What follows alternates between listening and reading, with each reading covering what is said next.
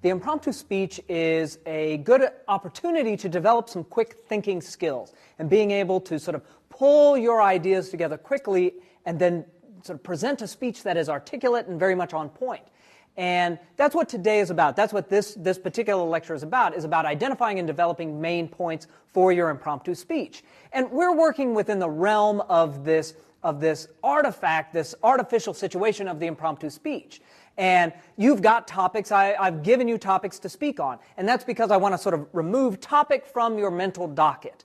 But this form, this genre, this skill set is so useful in so many different types of professional settings. So if you would imagine like a Q&A session. So let's say you've done a presentation at your work. And then afterwards, they've got a question. Well, how does this apply to the project that we're doing over in, this other section of the business?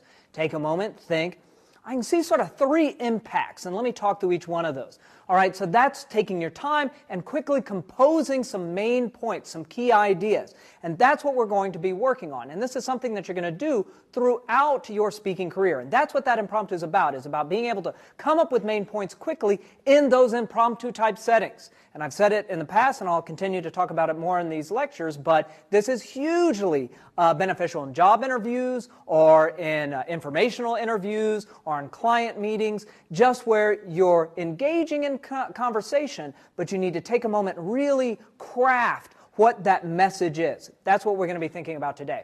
So what I want to talk through is just the basic procedure for coming up with main points for this impromptu speech assignment.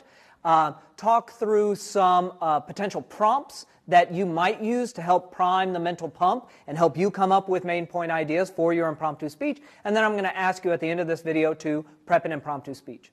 So let's go ahead and begin with the process of invention. When you decide on one of those impromptu prompts to select, you should look at it and decide on your position. Once again, I don't really care whether you argue for or against any one of those topics. They are written in a way that allows you to run in either direction. But they do, more often than not, ask you to make a decision, argue one side or the other. But so take a look at that and decide on your position. Which way do you want to argue? As you practice these, I would strongly encourage you to develop a speech arguing one side, and then flip, and then run the counter thesis. That's a good skill to have. Dissoi logoi, countervailing arguments, being able to argue both sides of the issue. But then once you've decided on your position, take a moment and then ask yourself, why is your thesis true? Why is it valid? And in doing this, I would like you to mumble to yourself. Not mumbling to yourself because that would be fun to make you look weird in public settings, but mumbling to yourself so that you can get through a whole bunch of topic or main point ideas in a short span of time. One of the issues I run into when people are trying to come up with impromptu speeches is they immediately start writing. Well, the problem is they might get locked into a bad main point. And since it's on paper, they stick with it. So just sort of talk to yourself, run through probably 10 potential issues, or 10 potential main points, responses to the question, why is my thesis true? And in doing so, your main points should be claims, not topics. Okay, so remember what we just talked about in terms of what a claim is. It is a reason that you want your audience to take as valid. And so I'm asking you to be coming up with main points that are claims and not topics. So let me show you what I mean by that. So one of the prompts is public speaking should be a requirement at every level of a K through 12 education. Once again, you decide which way you want to run with that, and then you would ask why that's true, mumble a few reasons to yourself, but what you don't want to have is main points that are 5th grade and high school English class. Now that may make sense to you. That may be evidence you want to get to in support of your claim, but those aren't claims, right? If said as a sentence, they don't make sense. Well, I do believe that public speaking should be a requirement at every level of K through 12 education. I agree. Oh, really? Do tell me, why is that? Because 5th grade and high school English class. That makes no sense as a sentence, and I'm not going to talk to you anymore. So what is happening there is you don't have a set of reasons. In this speech, what I really want you to work on is driving your thesis forward with discrete claims. So in response to this thesis, we could argue public speaking skills take a long time to nurture, and public speaking skills are important at every grade level. Now, those are reasons for supporting that thesis. At a very basic level, they're sentences, right? They have a subject and a verb. But they're speaking to more discrete reasons for why that thesis is true. In the next lecture, we're going to be talking about principles for arrangement and making sure that those claims relate back to that thesis statement. But right now, I just want to think about how do you come up with these claims. So if this is one example, we can take a look at another one. Maybe let's say you're at a city council meeting, or you're at a civic meeting where you're discussing a smoking ban, or anything that your city would move to do. So in the U.S., there are a number of cities that have citywide smoking bans, so you can't smoke in public places. So if the thesis was, my city should ban smoking in public places, and your two reasons were workers and children, those are topic areas. Those are probably good pieces of evidence that you want to use, but they're not really the claim that's going to drive that thesis forward.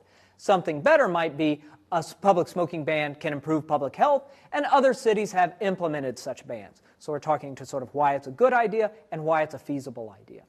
But so you want to be thinking in terms of what are claims, what are reasons for supporting that thesis. Now, how do you come up with these? That's a key question here. Well, I would say there's a couple of questions or basic ideas that you can run through to help prime your mental pump. Here's some of these prompts. You could think in terms of division. What are the key parts or topics embedded in that thesis statement? Now, this we don't know before we get to your specific thesis statement, but I'll show you some examples here in a moment of how you could identify what are the key components in the topic. Or you could think in terms of short-term and long-term. What's going to happen right now, and then what's going to happen in 10 years in relationship to the thesis. Past, future. What happened in the past in relation to this thesis or this type of thesis? What's going to happen in the future? Is there going to be an increase or a decrease? So you're trying to just think in terms of very broad categories. In classical rhetoric, these would be some of the topoi that we would talk about. Sort of just general areas, lines of argument to help us figure out what we might want to argue. Cause-effect is another sort of good topoi that's been with us since antiquity and relates directly to the sort of stuff we would argue even today. So let me walk through each one of these with an example. So all of these are for the same thesis statement. So there's not one right set of claims for each thesis statement. It's whatever you can argue particularly well. Now, your burden as a speaker is to make sense and come up with reasons that work for your thesis and are clear for your audience. It's not the audience's job to figure out what you mean. It's your job to be clear for that audience. So if we just took the same thesis statement, online education will never replace traditional universities, and let's say we're arguing in favor of that. So if I looked at division, I could say online education is good at broadcasting information, but traditional universities are good at cultivating learning environments. Well, those are sort of different topics. Those are, those are just two different things. Broadcasting information, cultivating learning environments. This allows me to talk about sort of here's what online education can do, and here's what it can't do, and here's why they'll never replace online education. Short-term, long-term. Online education will initially challenge traditional universities, but these two things will eventually split into different entities. So I could argue that as a perfectly reasonable set of claims in relationship to that thesis. Past, future. Extension education found its relationship with traditional universities, so like mail order classes and older versions of online classes. And online education will in the future find a relationship with traditional universities. So again, those are two claims that make sense for the thesis. I got to still come up with the evidence, but they work. It's just a way of coming up with a whole range of possible argument lines for that thesis statement. Increase, decrease. There will be an increase in online. Initially, there will be an increase in online courses, but we probably won't see a significant decrease in traditional university courses. Okay, you need evidence to show that, but those are perfectly reasonable claims to make. And finally, cause-effect. Online education emerged because of a need for adult learning, post-undergraduate learning, and that adult learning will impact traditional universities in a very minimal way. Okay, so we're sort of looking at sort of stepping back and looking at the root cause for online education and how that root cause doesn't necessarily hit traditional learning traditional universities. So these are just some of the options that you could use. But ultimately, it comes down to decide on your position and mumble to yourself, get some of these topics out, get some of these claims out. And as you're coming up with these claims, make sure that they are claims. They are reasons for supporting that thesis statement, and they're not merely topics that don't make sense when put together as a sentence. So what I want you to do right now is go to that list of impromptu topics, select one of those prompts, decide on your stance, decide whether or not if you're for or against this, and then draft up 2 claims.